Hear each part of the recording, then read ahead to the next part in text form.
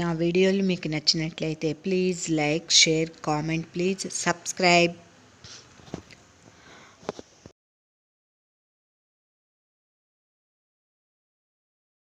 చూడండి ఎలా పొంగిందో చక్కగా. మనం మామూలుగా రుబ్బుకొని కలుపుకుంటే ఎట్లా ఉంటుందో అట్లనే పొంగింది. కనిపిస్తోందా మీకు? ఇంత చక్కటి ఇడ్లీ పిండి ఇన్స్టెంట్గా ప్రిపేర్ చేసుకోవడం, కడగటం, నానబెట్టడం, రుబ్బటం ఇట్లాంటివి ఏమీ లేకుండా ఇన్స్టెంట్గా ఎలా చేసుకోవాలో చూసేయండి అండి. నేను మీ గాయత్రి, శ్రీమాత్రే నమః. ఇది నేను మినప్పిండి పట్టించుకున్నానండి.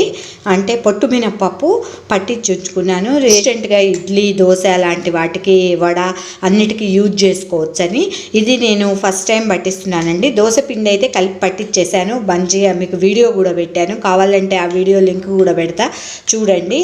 అది రెండు కలిపి పట్టించింది బాగా వచ్చినాయండి. అందుకని ఇది ఒట్టి మినప్పప్పే పట్టించానండి. ఎందుకంటే ఇడ్లీకి యూజ్ చేసుకోవడానికి, వడకి యూజ్ చేసుకోవడానికి. ఇవాళ నేను ఒక గ్లాసు తడిపి ఇడ్లీ చేసి చూపిద్దామని నేను ఇప్పుడు కొలిచి పెడుతున్నాను. ఒక గ్లాసు పౌడర్ తీసుకుంటున్నాను, వాటర్ పోస్తున్నానండి. మనకి ఎన్ని వాటర్ సరిపోతే మన ఇడ్లీ కన్సిస్టెన్సీకి పిండి రుబ్బుకుంటే ఎట్లా ఉంటుందో అట్లా కలుపుకోవాలండి. ఈ కన్సిస్టెన్సీలో కలుపుకున్నానండి. మనం రుబ్బితే, చిక్కగా రుబ్బితే ఎట్లుంటుందో అట్లా కలుపుకున్నానండి. దీన్ని ఇప్పుడు 3 hours పక్కకి పెట్టేద్దాము. రవ్వ కూడా కలిపి పెట్టుకుంటున్నానండి. కడిగేసి మనం రెడీగా పెట్టుకుంటే రవ్వ కూడా నానుతుంది కదండి. 1కి 3 glasses వరకు పోసుకోవచ్చండి. నేనైతే ఇక్కడ 2 కంటే కొంచెము ఎక్కువ ఉన్నది, ఆ కొంచెం పోసేస్తున్నాను. 1కి 2 అనుకోరాదండి. ఇప్పుడు కడిగి పారబోసినా కానీ పోతుంది కదా. కడిగి పెట్టుకుందాం. ఇది కూడా నానబెట్టిన మినప్పిండి 3 hours అయిందండి. చక్కగా మనం మినపప్పు కనుక నానబెడితే ఎట్లా ఉంటుందో అట్లాగనే పిండి చక్కగా నానిపోయి ఉందండి. ఇప్పుడు మనం రవ్వ కలుపుకోవాలండి. రవ్వ కలుపుకొని మనం మామూలుగా రుబ్బుకొని ఎట్లయితే ఫర్మెంటేషన్ అయ్యేదాకా పెట్టుకుంటామో, మినిమం ఒక 6 hours పెట్టుకుంటే అది పొంగుతుందండి.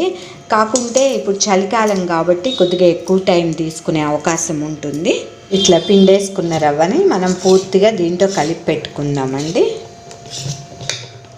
పొట్టు మినపప్పు కాబట్టి కలర్ కొంచెం తేడాగా ఉందండి. కలర్ ఇట్లా ఉందేంటి అని అనుకోకండి. పొట్టు మినపప్పు ఇట్లా పొట్టుతో పట్టించా కాబట్టి ఇట్లా ఉన్నది. నానబెట్టిన ఇడ్లీ పిండి ఎలా పొంగిందో చూడండి. ఎంత చక్కగా మనం మామూలుగా నానబెట్టి రుబ్బుకుంటే ఎట్లా ఉంటుందో అట్లనే వచ్చేసింది.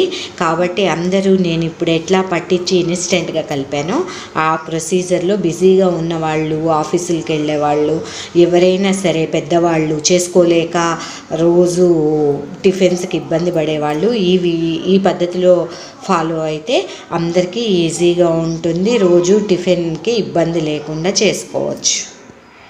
ధన్యవాదాలు.